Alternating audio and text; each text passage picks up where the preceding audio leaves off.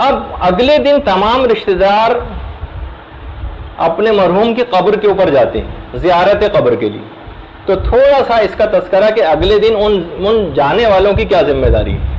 بس ہم وہ ذمہ داری بیان کریں گے تھوڑی دیر میں، اور اس کے بعد پھر اس کی تفصیلات میں چلے جائیں گے. پیغمبر اسلام اس بات کی بہت تاکید فرماتے تھے کہ قبور کی زیارت کے لیے زیادہ سے زیادہ جاؤ، کیونکہ یہ تم کو آخرت کی یاد دلاتی ہے.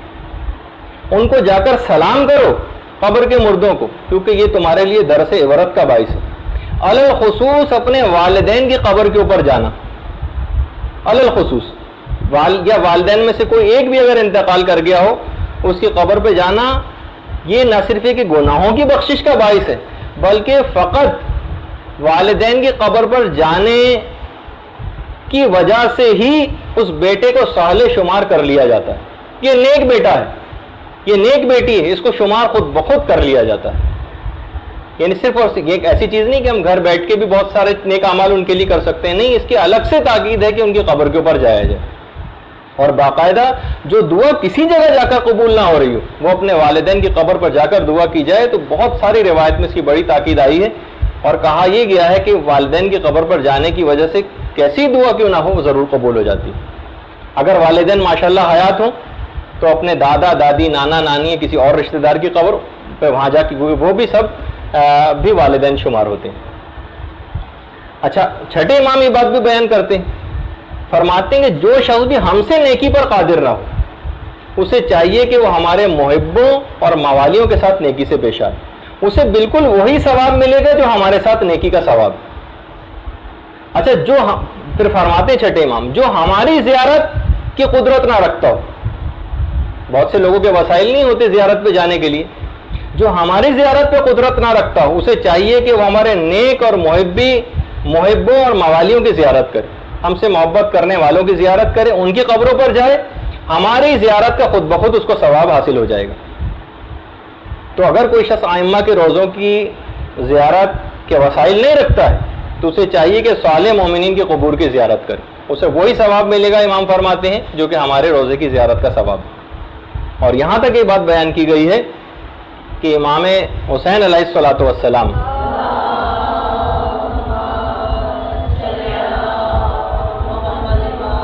کہ امام عرش اعظم پر ہیں، لیکن ان کی نظر مبارک اپنی مجلس اعظم میں شریک لوگوں اور ان کی قبر کی زیارت کرنے والوں کے اوپر. اگرچہ امام عرش اعظم پر لیکن ان کی نگاہ ان کی مجلس اعظم میں شریک لوگوں کے اوپر ہے اور ان کی قبر کی زیارت کرنے والوں کے لیے.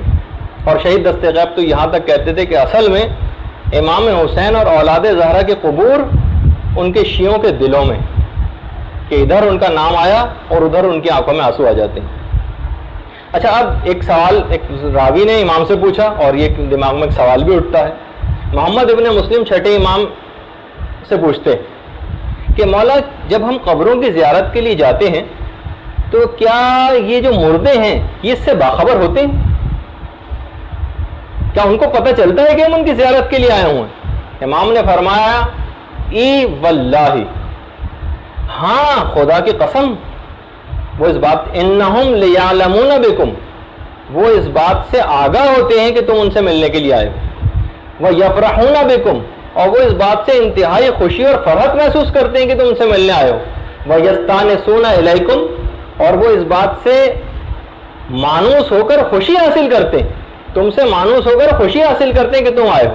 وسائل الشیعہ میں باقاعدہ یہ روایت، اور خود ایک روایت تو وصیت کرتا ہوں اور تم یہ بات پلے باندھ لو، خدا تم کو اس کا فائدہ دے گا.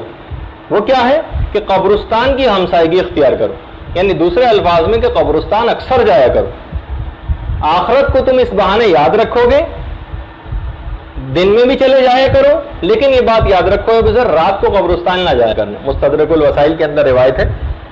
اس بنا پر اکثر علماء نے عام مومنین کی زیارت، قبور کی زیارت کو رات کے وقت مکروہ قرار دیا، پیغمبر اسلام کی کیونکہ ممانعت تھی. البتہ معصومین کے روزوں کی زیارت وہ تو ہر وقت مستحب ہے، یعنی چاہے رات ہو چاہے دن ہو. اچھا، اب یہ سوال پیدا ہوتا ہے کیونکہ اپنے رشتہ دار کی قبر پہ جانا ہے، کب جائیں؟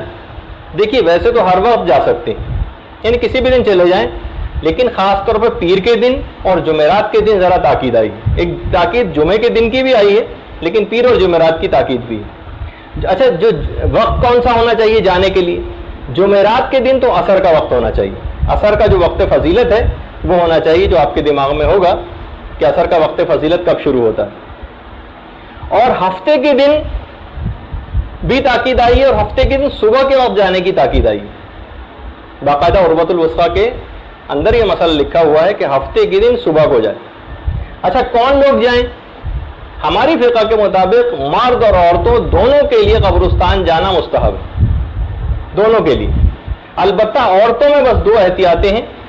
ایک تو یہ ہے کہ وہ بے صبری کا مظاہرہ نہ کریں، اور صبر و تحمل کا اگر مظاہرہ کریں تو پھر عورتوں کے لیے جانے کی اجازت ہے. اور دوسری چیز یہ کہ اپنے پردے اور عفت کا مکمل خیال رکھتے ہوئے جائیں. اگر وہاں جا کے بے صبری کا مظاہرہ کر رہی ہیں اور اس قسم کے کلمات کہے جا رہے ہیں تو پھر عورتوں کے لیے مناسب نہیں کہ وہاں جائیں. لیکن بہرحال جس طریقے سے وہابیوں وغیرہ کا نظریہ ہے، ہماری فقہ کا یہ نظریہ نہیں ہے. عورتوں کے لیے بھی قبرستان جانا مستحب ہے اور مردوں کے لیے بھی. اچھا قبرستان جا کر کریں کیا؟ تو سب سے پہلی تو چیز یہ ہے کہ قبرستان میں جا کر مردوں کو سلام کریں. سلام کرنے کے بھی کئی طریقے روایات میں بیان ہوئے. السلام علی اہل الدیار من المؤمنین، یہ ایک سلام ہے جو کہ وہاں جا کر مردوں کو کیا جاتا ہے. سلام ہو اس سرزمین کے رہنے والے مومنین پر، خدا تم سے پہلے آنے والوں اور تمہارے بعد آنے والوں پر بھی رحمت نازل کرے، اور انشاءاللہ ہم بھی جلد تمہارے پاس پہنچنے والے ہیں. یعنی یہ جملہ جا کر ان کو مردوں کو مخاطب کر کے کہے. یہ بھی عروہ کے اندر باقاعدہ یہ پورا سلام لکھا ہوا ہے کہ مردوں کو کس انداز میں جا کر سلام کرے. اچھا جب قبر کے نزدیک پہنچ جائیں تو اس وقت بھی کیا پوزیشن آپ کی ہونی چاہیے، اس کی بھی خاص بات بتائی گئی. قبر کے قریب بیٹھنا مستحب ہے، کھڑے ہونا بھی البتہ جائز ہے. بیٹھنا مستحب ہے، کھڑے ہونا جائز ہے. اچھا بہتر یہ ہے اور مستحب یہ ہے کہ قبلہ رخ ہو کر قبر کی زیارت کی جائے. اچھا ہاتھ کو قبر کے اوپر رکھا جائے اور جتنی بھی پڑھنے والی چیزیں وہ قبر کے اوپر ہاتھ رکھ کر پڑھی جائیں. اس کی بڑی تاکید آئی ہے. کیا پڑھیں؟ اب اس کے متعلق بھی بہت ساری باتیں ہیں. ایک تو یہ کہ سورہ قدر کو 7 مرتبہ پڑھنا بہت ہی تاکید رکھتا ہے. سورہ انا انزلناہ فی لیلۃ القدر. 8ویں امام یہ بات بیان فرماتے ہیں کہ جو مومن بھی قبر کی زیارت کے وقت 7 مرتبہ اس سورہ کو پڑھے گا، پروردگار اس مردے کو اور زیارت کے لیے آنے والے دونوں افراد کو بخش دے گا. 7 مرتبہ جو شخص بھی سورہ قدر کی تلاوت کر دے گا. اچھا دوسری چیز سورہ قدر کے بعد آیت الکرسی پڑھنا، اس کا بہت ثواب ہے. اچھا اگر کوئی شخص آیت الکرسی کسی بھی مردے کے لیے پڑھ دے تو چاہے وہ مردہ کسی بھی جگہ دفن کیوں نہ ہو، اس کی قبر سے ایک نور ساطع ہوگا اور پروردگار عالم اس قبر کے مردے کو یہ بات بتائے گا کہ یہ آیت الکرسی کا ہدیہ تمہارے پاس فلاں مومن نے بھیجا اور اس سے اس نے خود بھی بہت فائدہ اٹھایا، اور اس کو اس کے عوض ایک بہت زبردست قسم کا ایک ثواب بھی ملے گا. اور بلکہ یہاں تک کہا جاتا ہے کہ پڑھنے والے کو ہر حرف آیت الکرسی کے بدلے، جو کہ 75 حروف ہیں، خدا ایک فرشتے کو خلق کرے گا ہر حرف کے بدلے، اور جو کہ قیامت تک تسبیح کرتا رہے گا پروردگار کے، اس کو پڑھنے کا ثواب اس آیت الکرسی کے پڑھنے والے قاری کو ملے گا. اچھا یہ جتنی بھی چیزیں ہیں جیسے کہ ابھی میں بیان کر بھی رہا ہوں، سورہ قدر تو 7 مرتبہ پڑھنے کی بڑی تاکید آئی ہے، لیکن اس کے علاوہ جتنی چیزیں ان کو 3 دفعہ پڑھنے کی تاکید. آیت الکرسی 3 دفعہ، سورہ الحمد 3 دفعہ، اس کے علاوہ سورہ یہ جو معوذتین قل اعوذ برب الناس اور فلق، ان کو بھی 3 دفعہ پڑھنے کی تاکید ہے. سورہ یاسین کو 3 دفعہ پڑھنے کی تاکید ہے. سورہ ملک کو 3 دفعہ پڑھنے کی تاکید ہے، اور کچھ مفاتی کے اندر بھی کچھ دعائیں. علی خصوص ایک بات اور دماغ میں رہے کہ ویسے تو تمام رشتہ داروں اور احباب کو جانے کی تاکید ہے مومنین کی قبور کے اوپر، لیکن علی الخصوص جو سب سے قریبی ترین دوستوں کو قبر کے اوپر ضرور جائیں. روایت میں ہے پیغمبر اسلام کی، پیغمبر فرماتے ہیں کہ سب سے زیادہ انس مردے کو اپنے قریب ترین دوست کی موجودگی سے ہوتا ہے قبر پر. تو بہرحال یہ ایک چیز دماغ میں رہے تاکہ قریبی دوست اس بات سے غافل نہ ہو. برحمتك يا أرحم الراحمين وصلى الله على محمد وآله